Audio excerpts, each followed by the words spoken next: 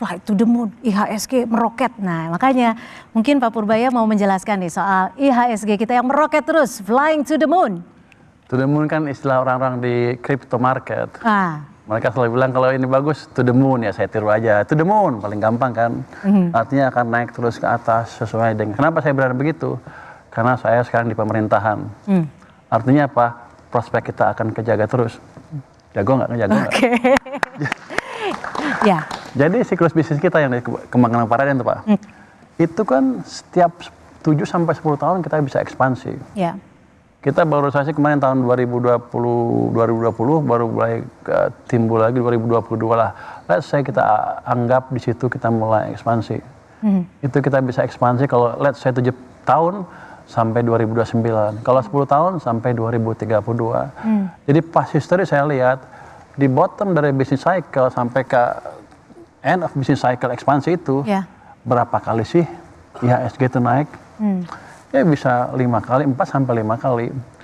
Kalau kemarin let's say 7.000 lebih, kalau 4 kali 28 atau lebih. Jadi buat ditambah angka optimis sedikit lah, ya bisa 5 kali lah, berarti bisa 32.000 sampai 35.000. Sekarang kelihatannya aneh. Kenapa? Karena emang nggak mungkin kelihatannya. Dulu juga waktu di level IHSG 200 nggak mungkin juga kata orang. Waktu di 1000, waktu 2014 tuh 2000 itu di 1000, 2009 tuh di 1000 Mas. Nggak mungkin juga kata orang. Nggak mungkin juga 5.000. Sekarang kan di level sekarang terus naik gitu. Emang seperti itu behavior dari IHSG terhadap fondasi perekonomian. Jadi kalau kita bisa jaga fondasi ekonominya terus tumbuh sampai 2029 sampai 2030 nanti, itu bukan hal yang mustahil. Jadi fokus saya adalah menjaga fondasi perekonomian. Capital market akan ikut karena size of company akan bertumbuh juga. Jadi orang-orang di capital market yang bilang saya tukang tipu, tukang terlalu optimis, 8.000 aja nggak bisa, 8.000 tembus sekarang. Ternyata terbukti ya. Jadi itu fondasinya. Jadi kalau pengamat pasar modal harus ngerti ekonomi juga sedikit. Kalau enggak mereka akan ketinggalan. Jadi kalau Anda suka investasi pasar modal, ya invest jangka panjang sampai 6 tahun ke depan, hampir pasti untung kalau perusahaannya bukan perusahaan abal-abal ya. Nah Pak Menkyu, kalau dari data nih ya, IHSG all time high sampai awal Desember 22, betul ya? 22 kali, 21 di eranya Bapak. Ini apa sih artinya? Nggak ada artinya. Nggak ada itu emang kebetulan aja emang. Mungkin kan bisa mengklaim ini berkat usaha saya gitu Pak. Enggak, kalau berkat usaha saya udah invest juga, udah untung. Saya nggak boleh invest. Jadi gini, itu emang artinya adalah market mengerti. Kan market kan orang-orang pasar tuh banyak orang pinter juga tuh yang bukan yang TikTok ya, yang betul-betul analis. Banyak yang analis betulan, yang di capital market, yang di perusahaan-perusahaan security. Dia ngelihat langkah kita seperti apa, dia proyeksi ke depan, proyeksikan setahun 2 tahun ke depan seperti apa. Dan sebagian tadinya saya dengar domestik sama asing ya. Di asing itu tadinya mereka bilang, oh 8% Prabowo tuh nggak mungkin. Sekarang di beberapa court atau apa, di beberapa kalangan asing, pengusaha maupun investor di pasar saham, mereka bilang kalau gini caranya 8% bukan nggak mungkin. Berarti nggak ada yang mustahil. Mereka mulai masuk ke sini. Bukan nggak mustahil, mereka melihat langkah kita udah benar. Berarti udah percaya dong kebijakan-kebijakannya. Pak Menkyu, izin kita juga akan membuka sesi tanya jawab. Tapi syarat Paradigm nggak boleh nanya ya. Wah, udah ditandain. Senior dia. Kita akan buka sesi pertanyaan, tanya jawab boleh langsung dijawab nanti oleh Pak Menkyu. Sesi pertama ini saya akan buka 3 penanya terlebih dahulu. Silahkan nanti Mbak, yang untuk bertanya silahkan. Kalau boleh satu aja. Satu aja? Satu-satu, memori saya pendek. Jadi satu-satu penanya ya. Satu tektok langsung dijawab oleh Pak Menkyu. Silakan. Disebutkan nama dan dari institusinya. Silakan. Wah, mahasiswa Bapak. Perkenalkan, nama saya Sultan Malik Hakiki. Sebagai mahasiswa Universitas Indonesia, jurusan Produksi Media. Saya izin bertanya Pak. Saya sangat penasaran bagaimana Bapak dapat menyampaikan outlook ekonomik ini secara realistis, tapi tanpa menimbulkan kepanikan dan euforia berlebihan di masyarakat. Ya sederhananya, bagaimana dapat memastikan APBN kita sustain, Pak. Itu saja, terima kasih. Oke, Mas Sultan akan dijawab langsung oleh Pak Menkes. Kenapa saya bisa sok yakin, sok tahu? Karena saya pelajarin pengetahuannya betul-betul sampai mendasar. Saya kan walaupun S1-nya teknik sama Pak Raden sama tuh. Elektro ya Pak? S3-nya pure economics. Jadi kita pelajarin betul-betul ekonomi dan selama 25 tahun saya terlibat dalam kebijakan-kebijakan di pemerintahan. Dulu yang mau mengawali Pak Raden kan di Dana Research Institute. Tahun 2020 saya gabung sana. 2024 kita udah gabung tuh bantu-bantu Pak SBY diam-diam dari belakang. Pak Raden nggak tahu sih. Oh tahu gue bonusnya dipotong waktu itu kali. 2010 saya bantu Pak Hatta Rajasa sebagai staf khusus Menko Perekonomian. 2015 saya di KSP. Setelah itu di deputi di Maritim. Itu semuanya selalu terlibat dengan perekonomian dan saya tidak pernah melupakan teori-teori dasar ekonominya.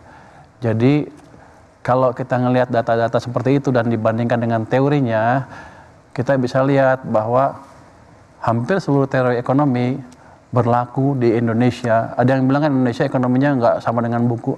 Salah itu, sama dengan buku. Mereka aja nggak ngerti. Jadi saya ngerti betul teori itu sehingga ketika dikasih jabatan ini, saya bisa ubah dengan cepat kebijakan yang masih kurang akurat. Jadi sebenarnya semua orang tahu, cuman samar-samar. Tapi karena saya di lapangan ngelihat setiap hari tuh, apalagi kalau di capital market tuh, kita setiap tahun kan sering sekali roadshow ke klien-klien. Mereka selalu nanya, bagaimana prospek ekonomi ke depan. Kita selalu nilai kan, supaya pemerintah kerjanya apa, ini apa, ini apa. Dari situ kita lihat ke depan akan seperti ini. Dan itu kalau salah dimarahin, karena bulan depannya saya kesana lagi, kalau salah pasti digebukin kan. Itu domestik sama asing sama, asing itu paling kan 6 bulan sekali. Jadi kita terlatih membaca ekonomi, meramalkan dan memprediksi kebijakan apa yang pas dan teori-teori apa yang pas. Jadi kenapa penjelasan saya seperti gampang? Memang ilmu ekonomi ilmu yang sederhana. Sebetulnya seperti behavior Anda aja, seperti apa di pasar. Kalau ada ekonomi yang ngomongnya kusut, dia mungkin nggak ngerti.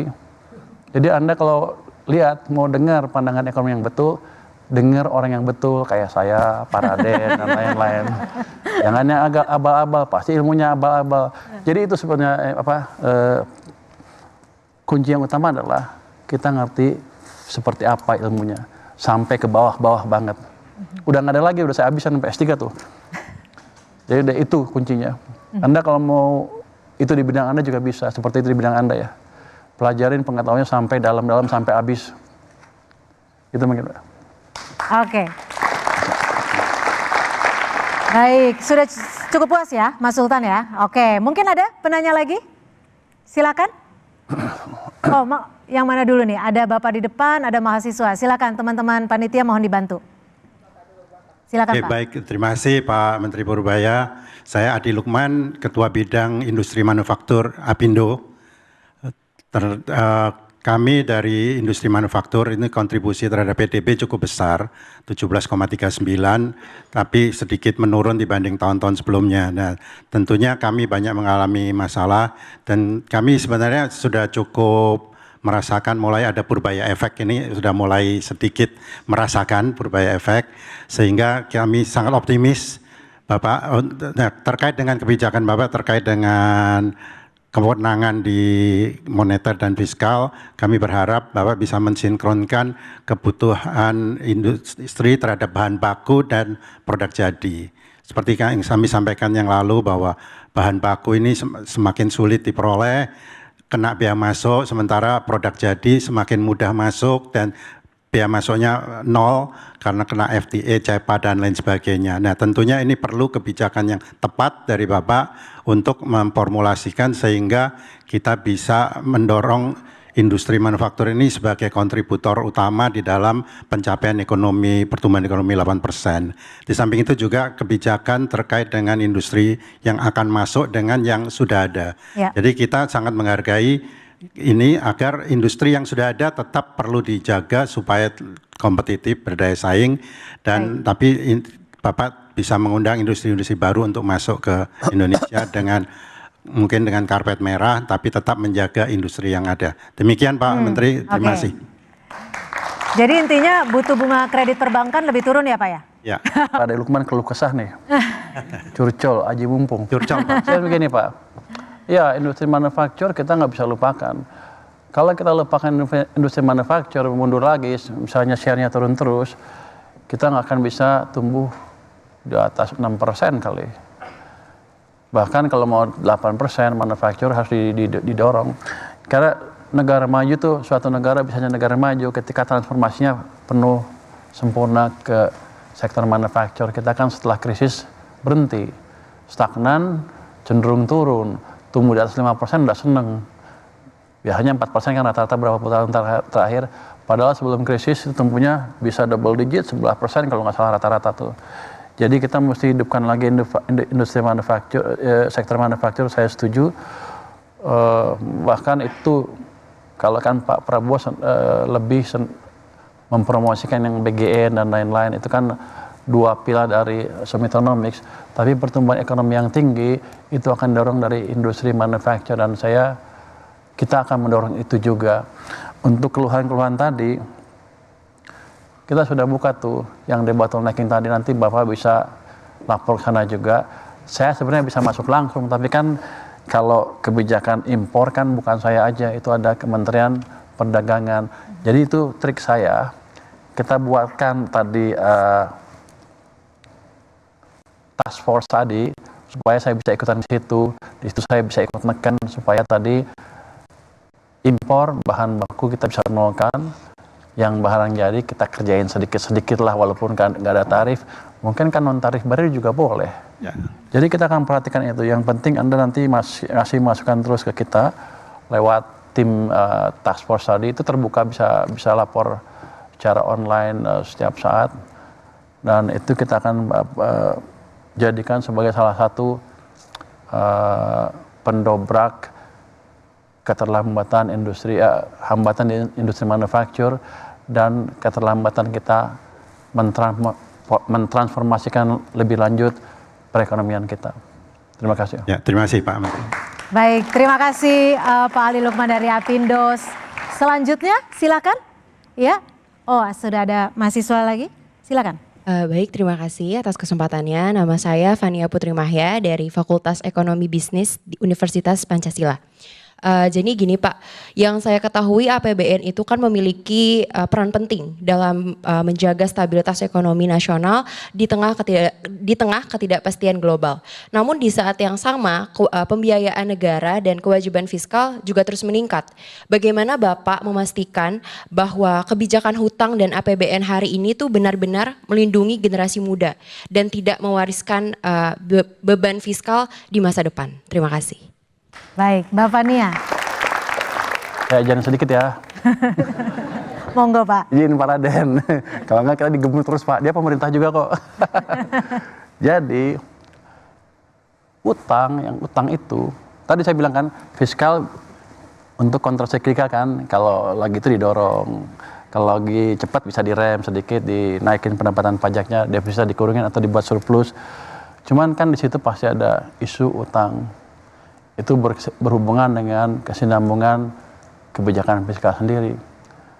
Kenapa utang selalu diperhatikan orang? Mereka pengen tahu sebetulnya, untuk pemberi pinjaman ya, bukan untuk Anda ya. Yang ngasih pinjaman itu kan minta return, minta bayaran bunganya. Dia pengen tahu negara itu mampu membayar utang atau mau membayar utang. Dua itu aja acuannya. Salah satu nggak terpenuhin, maka nggak ada yang mau ngasih pinjaman ke kita untuk mengembangkan membiayai pertumbuhan ekonomi. Jadi acuannya selalu itu. Makanya ada lembaga pemerintah segala macam. Sebetulnya mau dilihat itu mau atau mampu nggak kita.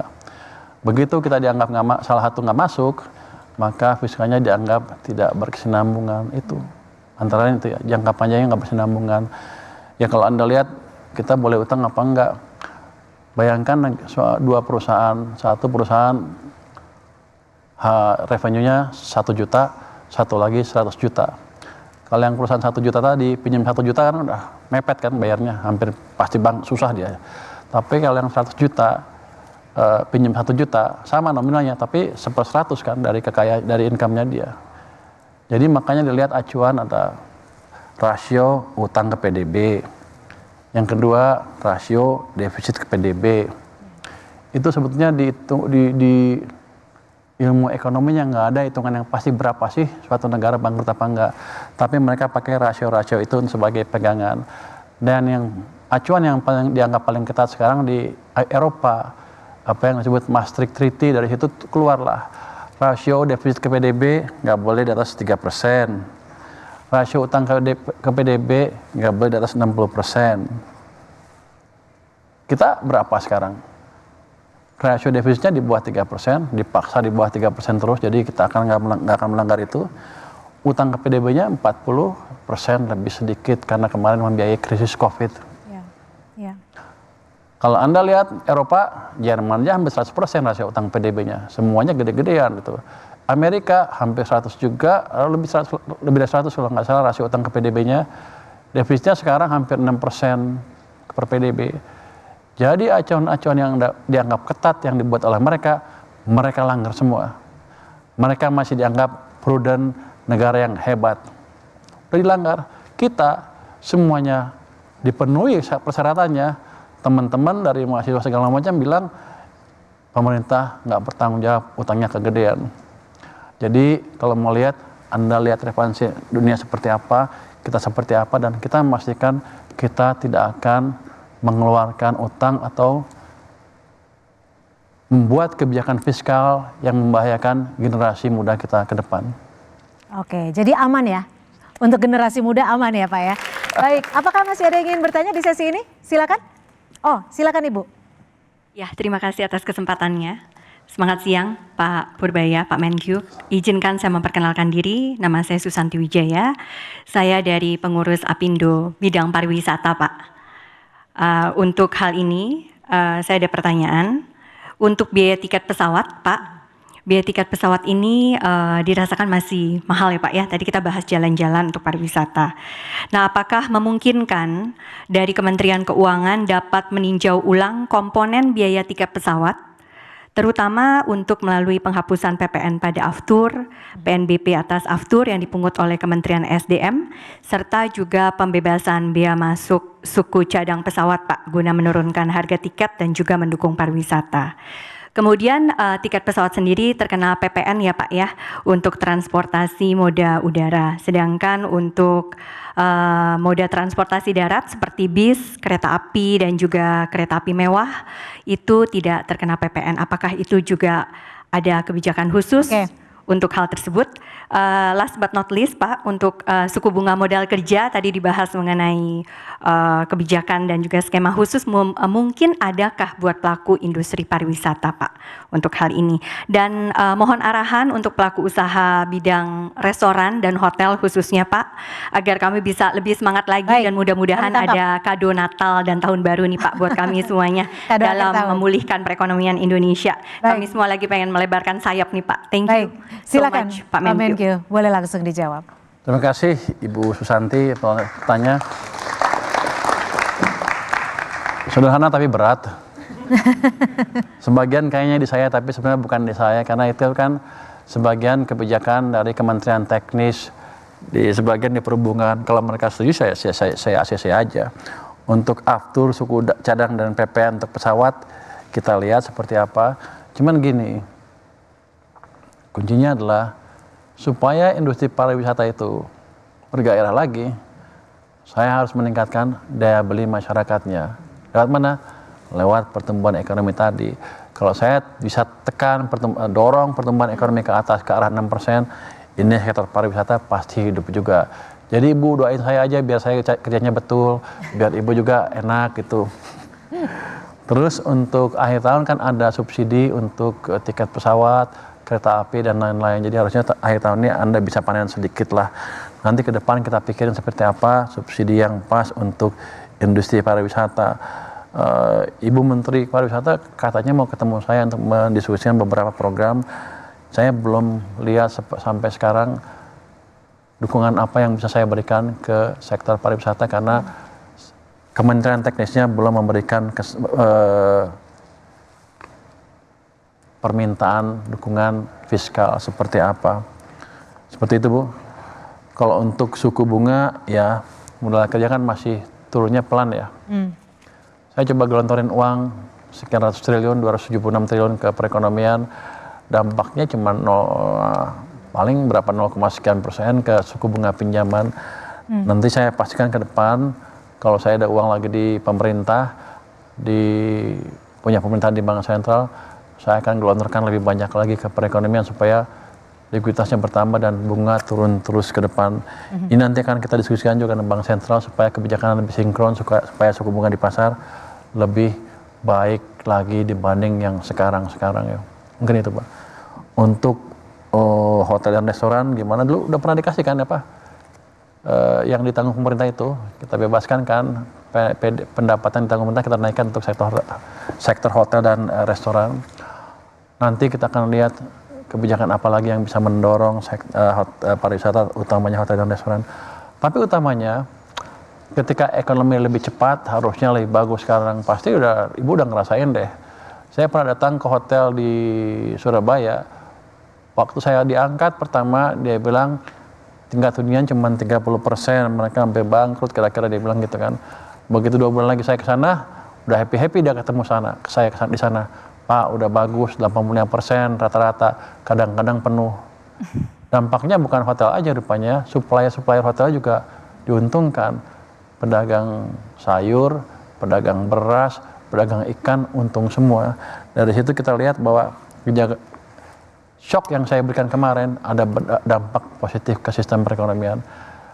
Dengan itu saya lebih gampang lagi meyakini presiden saya untuk memberi shock tambahan ke perekonomian nanti. Jadi harusnya ke depan akan lebih baik lagi.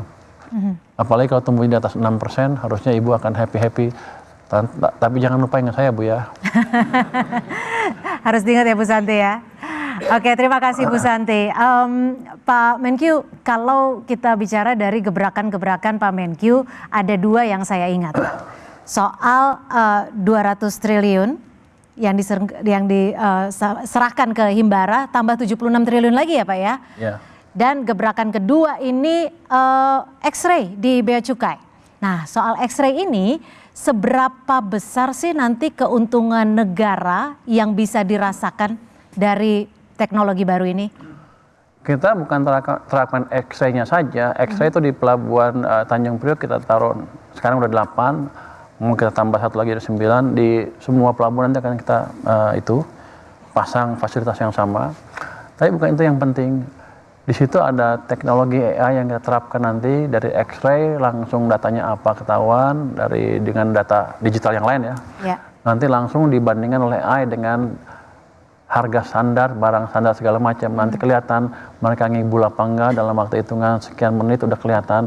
Dan nanti kalau barangnya beda harganya dengan yang seharusnya, yang memutuskan harga seharusnya berapa bukan lagi di pelabuhan Tanjung Perak atau Tanjung Mas atau di Medan atau di Tanjung Priok, tapi akan kita tarik ke pusat kantor Bea Cukai. Nanti ada sistem yang bagus sekali di sana yang pakai AI yang sedang dikembangkan. Dalam 2 minggu mereka kembangkan sudah lumayan bagus. Saya pikir sih Februari Maret udah bisa dikembangkan dengan penuh, diterapkan dengan sepenuhnya sehingga income kita akan lebih bagus. Yang 2 minggu kemarin aja dari 154 pemberitahuan impor PIB, kita dapat income tambahan 1 miliar. 1 miliar? 1 miliar sebentar tuh. Dalam jarak waktu berapa lama nih Pak Menkyu? Itu 2 hari. 2 hari? 2 hari. Oke, jadi ada target tidak inovasi ini menambah penerimaan negara berapa besar? Pertama kalau pikir saya kalau kita pukul rata mungkin akan dapat 1 triliun lah setahun ya. Tapi bukan itu. Begitu orang tahu, orang juga tidak akan. Itu akan kedeteksi. Nanti itu kalau mesin 1 triliun, kalau saya turun tangan saya hajar nanti lebih besar lagi dari itu. Tapi begitu itu terdeteksi, mereka akan takut. Jadi lapornya akan betul sehingga income saya yang resmi akan naik dengan cepat. Mungkin pertama dari itu temuannya akan naik, income dari temuan naik segitu, tapi habis itu turun. Tapi yang pendapatan yang asli, yang biasa, yang jalur normal akan naik kencang. saya pikir sih akan lebih akan amat besar dampaknya ke pendapatan kita dari cukai. Dan yang penting adalah itu adalah bukti bahwa langkah Departemen Dirjen Bea Cukai memperbaiki keadaan di sana. Karena mereka sudah saya ancam, kalau setahun nggak bisa beres, Dirjen Bea Cukai akan dibubarkan, 16.000 pegawai akan dirumahkan, mungkin nggak dibayar. Jadi ini credible threat, saya nggak pernah main-main soalnya. Ini ngomongnya serius tuh. Iya, ini ngomongnya serius. Saya juga jadi ikut deg-degan nih. Jadi Padahal itu bukan orang bea ancaman cukai. serius, tapi Bea Cukai sepertinya orang yang banyak yang bagus juga. Kita akan pilih yang bagus-bagus nanti. Jadi mereka bilang, oke, kalau gitu kita akan perbaiki. Tapi karena mereka nggak ada pilihan, kalau mereka bilang saya nggak memperbaiki, besoknya gue berhentiin semuanya. Itu jitu ya, Pak Menkyu ya. Nah, kalau yang 200 triliun tambahan 76 triliun ke Himbara, update-nya gimana nih Pak Menkyu? Itu sebagian besar sudah disalurkan. Tapi kan sebagian gini, itu kan sebetulnya kebijakan pancingan. Untuk moneter juga turun tangan. Moneter masih malu-malu turun tangannya kelihatannya. Nggak tahu Pak Raden udah tegang tuh ngeliat saya. Saya ngomong apa nih Pak Raden ya? Mesti hati-hati ngomongnya katanya. Tapi begitu, itu hanya kebijakan pancingan. Sebenarnya yang saya kerjakan adalah seperti fiskal menjalankan kebijakan moneter. Ya. Dan berhasil. Harusnya itu jadikan contoh yang sebelah sana untuk ikut juga. Oke. Jadi trigger positif ya? Trigger positif. Tapi kalau nggak bisa ya kita akan kerjakan lagi ke depan. Kalau perlu saya taruh uangnya bukan di BI tapi di perbankan. Akan lebih efektif atau bagaimana? Akan lebih efektif. Karena? Karena saya akan awasin terus banknya ngalurin kemana. Dan kementerian-kementerian juga yang lain juga akan saya monitor uangnya dikemanakan. Nah ini kan katanya di Komisi 11 Bapak mempunyai kewenangan untuk memonitor. Tadinya saya dilarang kan. Dia bilang begitu saya datang ke kementerian lain, bilang Menteri Keuangan jangan ikut campur urusan kementerian lain. Tapi sekarang berbaik hati. Mereka bilang Menteri Keuangan sekarang boleh masuk ke semua kementerian. Dilihat dari politik anggarannya. Kita mesti memastikan uang yang dipakai tepat sasaran. Jadi sekarang saya udah kasih pedang oleh Komisi 11 untuk gebukin orang-orang itu. Tapi Bapak willing melakukan itu? Willing melakukan itu? Sejauh langkah itu dilakukan untuk memastikan anggaran dibelanjakan tepat waktu, tepat sasaran, dan nggak bocor, saya akan lakukan itu. Karena kan taruhan saya besar. Tahun depan di atas 6%, 6% atau lebih lah. Kalau enggak nanti saya dipecat. Jaga dong Pak, masih banyak yang ngarap nih. Tapi saya sadar itu bukan langkah yang sekaligus bisa cepat. Ya. Tapi kalau semuanya bekerja sama, Dan bergerak cepat. gampang sekali itu sebetulnya. Oke, kita berikan tepuk tangan. Tapi sebelum itu Pak Menkyu mungkin bisa diberikan closing statement lah atau statement terakhir lah dari Pak Menkyu terkait dengan economic outlook 2026. Enggak Pak, kita pinginnya sebenarnya sampai besok Pak. Wah, saya baru mulai ngomong. Jadi gini, global uncertainty selalu ada di perekonomian dunia setiap tahun dan itu nggak pernah hilang. Ya. Kita nggak usah takut dengan itu. Yang penting adalah kita mitigate dampak perekonomian global dengan kepintaran kita, yang kepandaian yang kita punya. Selain itu, kita harus memastikan domestic demand kita jaga, mesin-mesin pertumbuhan ekonomi domestik kita jaga terus, fiskal, moneter, sektor swasta. Ada yang lain sektor swasta, so apa private sector lah. Ya. Selain pemerintah, itu bisa tumbuh dengan baik. Pemerintah wajib menciptakan suasana di mana mereka bisa berbisnis dengan baik. Dan kita akan lakukan itu. Dengan itu, 6% tahun depan, lebih cepat lagi tahun depan, lebih cepat lagi tahun depan lagi, itu tidak terlalu sulit untuk dijangkau. Oke, Jadi teman-teman nggak usah takut, kita siap-siap kaya bersama. Oke, sejahtera bersama, merata untuk seluruh masyarakat Indonesia. Jadi melalui Pak Menkyu kita optimis pertumbuhan di 2026 di atas 6%. Ya. Gitu ya Pak? Ada semangat, tepuk tangannya dong sekali lagi. Baik, terima kasih Pak Menteri Keuangan Pak Purbaya sudah memberikan perspektif, insight. Mudah-mudahan ini adalah bukan cita-cita ya, tapi gerakan bersama ya Pak ya. Bukan cita-cita, itu plan. Plan. Jadi yang Cita-cita- harus dilakukan. Kalau cita-cita bisa kecapai, bisa nggak kecapai. Oke, Ini saya harus suka dicapai. optimistis Bapak ini. Baik, terima kasih Pak Terima Menkyu. kasih. Dan tentunya di sesi berikutnya kita masih akan ada sejumlah narasumber yang masih akan membahas terkait dengan Economic Outlook 2026. Untuk tetap bersama kami.